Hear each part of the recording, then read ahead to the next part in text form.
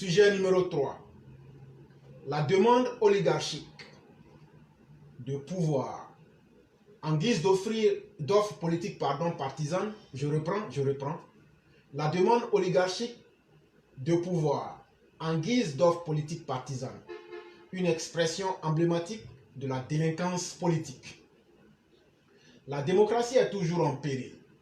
La liberté du peuple, l'intégrité, l'unité et la souveraineté de la nation sont toujours menacées quand la demande de pouvoir et de privilèges des chefs de parti et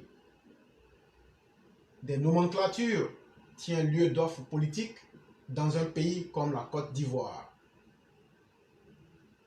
En Côte d'Ivoire, bien sûr, la demande de pouvoir de la plupart des chefs de l'opposition ivoirienne tient lieu depuis plus d'une décennie d'offres politiques imposées aux Ivoiriens par la violence, par la manipulation et l'instrumentalisation des ethnies et des confessions religieuses, par les insurrections télécommandées, par la revendication d'impunité, par divers chantages.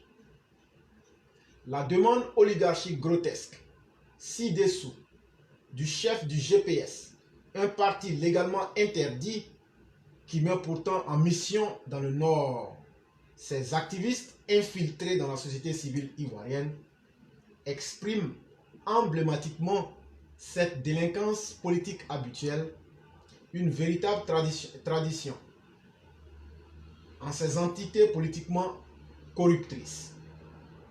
Il ne faut pas aller bien loin dans les investigations d'archives pour trouver les analogues de ce type de demande oligarchique dans les titres des journaux qui, corrompant et dévoyant le journalisme politique partisan, sont des purs instruments de désinformation, d'intoxication psychologique, de manipulation et d'appel à la guerre civile. Et c'est bien ces manipulations qui nous conduisent vers la délinquance politique dans un pays. La délinquance politique en certaines poches de la classe politique ivoirienne. Une menace interne constante contre l'état de droit, contre la démocratie ivoirienne. En certaines poches de notre classe politique ivoirienne, sévissent des groupements sectaires et oligarchiques, quasi mafieux, dont les ambitions personnelles de pouvoir et les intérêts privés concurrencent et visent à abattre l'intérêt général, le bien commun, l'unité politique du pays, la souveraineté de la nation, l'intégrité physique et politique même de la patrie. Contre ces entités pourrait être portée l'accusation gravissime de complicité et d'intelligence avec une puissance étrangère en vue de déstabiliser la Côte d'Ivoire. Très bel article de notre aîné Alexis Diette. Sujet numéro 4. Après les insurrections télécommandées en Côte d'Ivoire, les prises d'otages télécommandées au Mali. Une hypothèse explicative plausible. La quête d'impunité, d'amnistie et d'appropriation privée du pouvoir d'État au moyen de la violence, de la prise d'otages et du chantage politique semble être le consensus dur, unissant dans l'aventurisme d'insurrection télécommandée le chef du PPACI Laurent Gbagbo et son élève le plus doué en la matière, M. Soro Guillaume. Est-il raisonnable de penser que des groupements factieux et des partis politiques ivoiriens auraient télécommandé et organisé en sous-main la prise en otage des 49 soldats ivoiriens par la junte au Mali, afin de se servir de ces otages ivoiriens à la fois comme moyen de rétorsion et comme moyen de chantage contre le gouvernement ivoirien et comme instrument de légitimation politique en vue de la présidentielle de 2025. À qui profitera politiquement ce crime odieux? Le citoyen et l'électeur ivoirien est en droit de se poser cette question pertinente.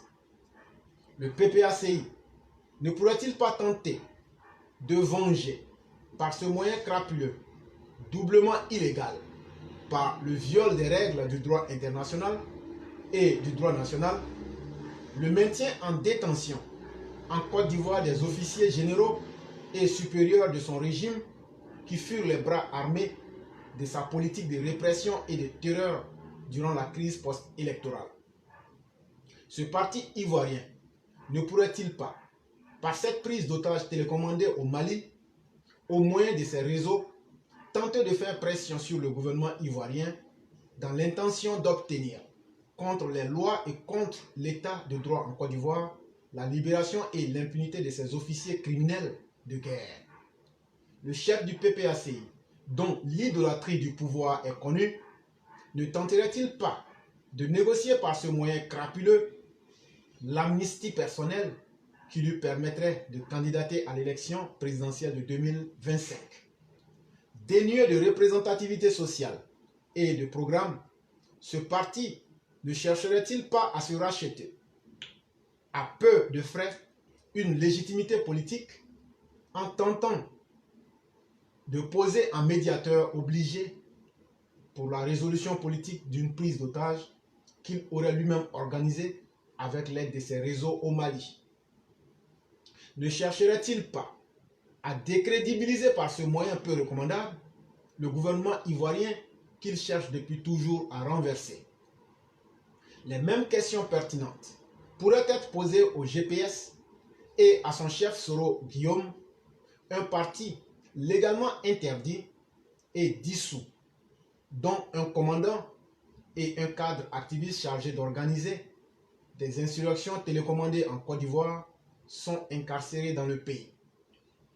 Au final, en cette scandaleuse prise d'otage, manifestement politique, télécommandée par des soldats ivoiriens au Mali, la bande à Assimi Goïta au Mali ne serait que le bras armé de groupements sectaires quasi mafieux qui sévissent dans une patrie ou, si vous voulez, dans une partie de la classe politique ivoirienne et dont la destruction de l'état de droit et de la démocratie est l'objectif ultime.